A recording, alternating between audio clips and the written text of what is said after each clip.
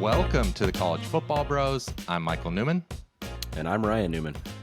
It finally happened, Ryan. I am free as a USC fan.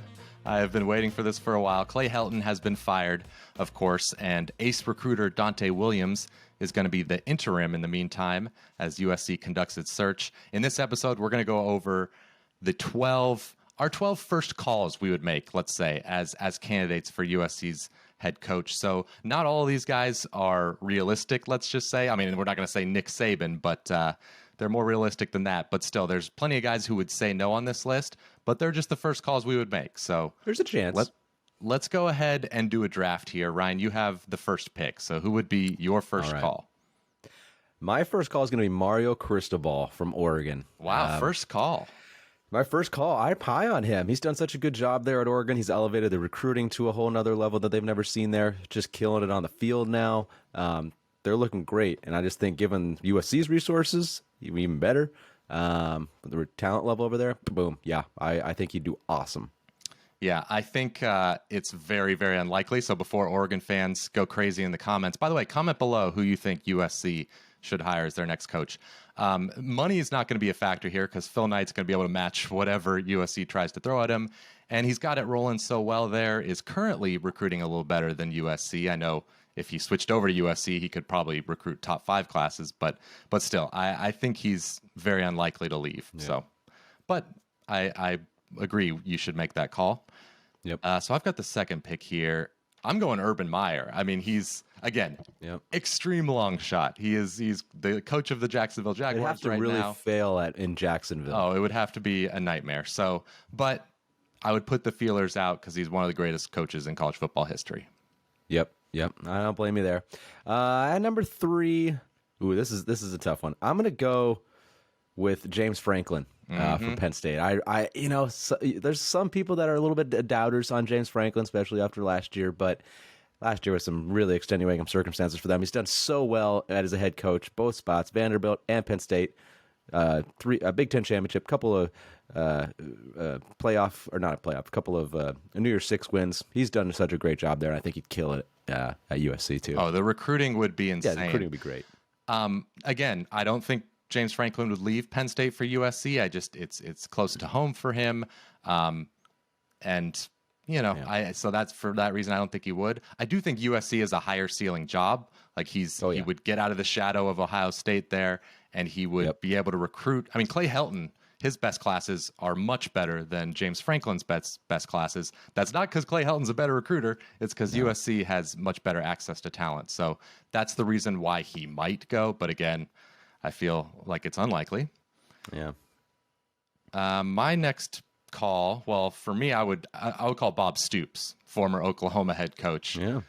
When he left OU, they were still a top 5 program. He is a very likable guy, very well respected. He would do great. Yeah. It's just who knows if he's interested in coming back to coaching. Yeah. No, I agree. He would have been my next guy there too.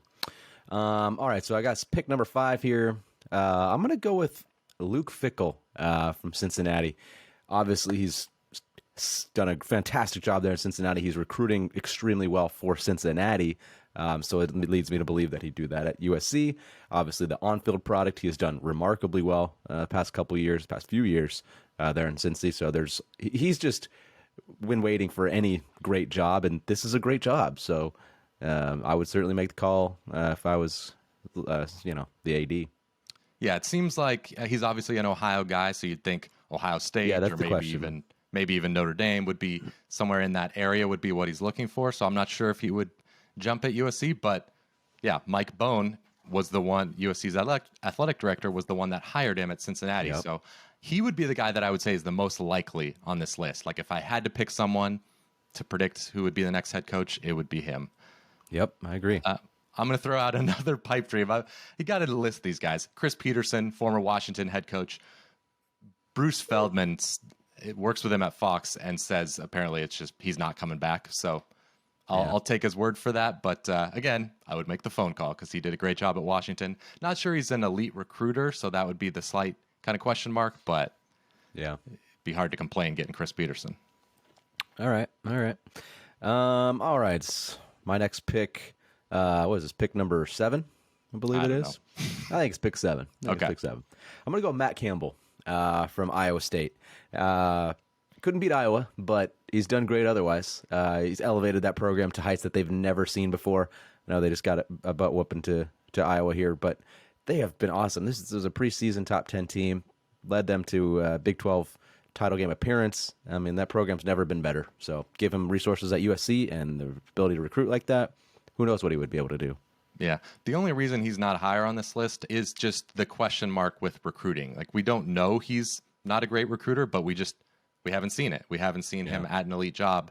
And so that would just be the one question mark. Obviously, I'd be very happy as a USC fan to get Matt Campbell. But when USC's goal is to be in that Ohio State, Alabama, Clemson type territory, which of course is a lofty goal, but we know it's possible at USC. And in order to do that, you've got to recruit like those guys. You can't just be, 7th or 8th in recruiting. That's likely not going to get it done. I mean, it can. Top 5. You got to get to top 5, really. Yeah, most likely. Okay.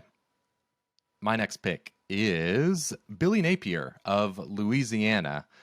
He's kind of the Luke Fickell of the Southeast. He's a great recruiter, doing an amazing job in the Sun Belt. I think LSU is the job that he seems like the most likely candidate for if Ed Orgeron doesn't work out there. So that kind of seems like more of a fit. But he was the offensive coordinator at Arizona State a few years ago, so he's been in the Pac-12 before. I think he'd do a very good job. Yep. Yeah, no doubt. He has done a great job where he's at. All right. My next pick, I'm going to take PJ Fleck from Minnesota. He's done a good job there. He's obviously did a great job at Western Michigan as well. I'm not 100% confident that he'd do a fantastic job, but he brings in a culture. He works his butt off. Minnesota's been pretty good, so I think he'd do pretty well there.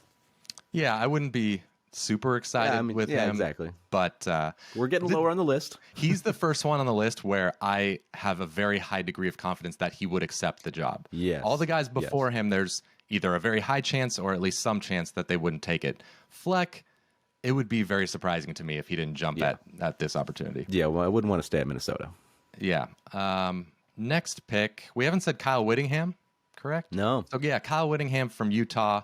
He's just a solid coach. He's not flashy, but gets the job done. He's a fine option if he decides that he's kind of hit a ceiling at Utah.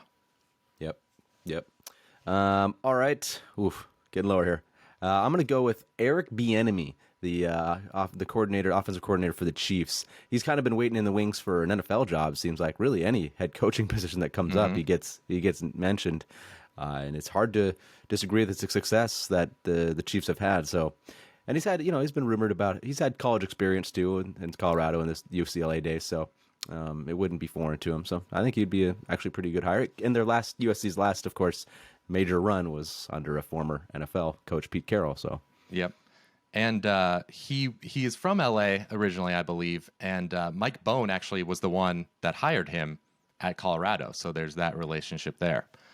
Booyah. Are we to the last pick here? Yeah, this is 12, I believe, for you. This is number 12. Okay. I'll go Tony Elliott of Clemson, offensive coordinator there. Yeah, he's known as a great recruiter. Overall, he's done a solid job as a coordinator there. He's originally from LA, but he spent his whole, playing and coaching career in South Carolina. So I don't know if the fit is there.